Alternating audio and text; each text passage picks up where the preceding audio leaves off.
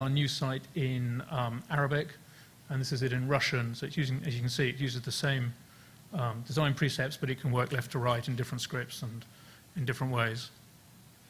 And the last thing I'd mention, this is briefly our Asia homepage of our news websites. We've done some recent additionalization, but again, within the same design language.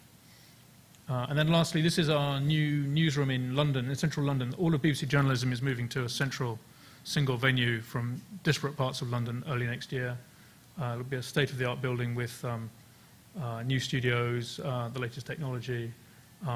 But we also see it as an opportunity to introduce new ways of working when we've got English journalists working in other languages, TV, radio, and online, all in one building, and all sharing content and working in a very multi-platform way. And that's it. Thank you.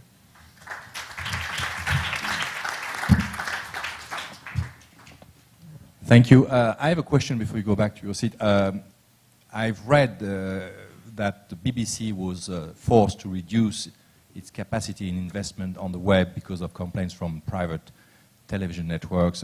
Was it true, and did you reduce it, and how is it now? It was true. You're talking about in the UK. There was a review last year which led to cuts of, I think, 25% in the online investment overall. But it's worth mentioning that news was relatively protected from those cuts. There were a lot of non-news sort of program sites around either around programs or around sort of hobbies like cooking or gardening or stuff, which they were cut back more. It was partly in response to, you're right, private sector complaints about, market impact, as we call it.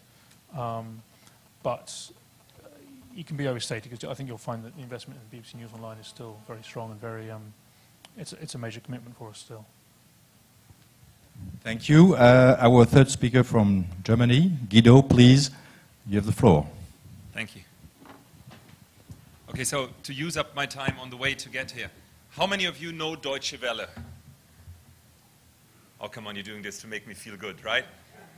Okay, so you know that we are Germany's international broadcaster, and we have content in 30 different languages. That's 30.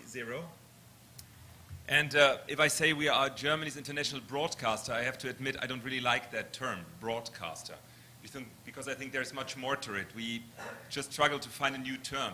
What are we? Content producers? It's nothing that we really like to hear. But basically, if you want to find content, to get it to the right screens, get it to the people, then you have to be more than just a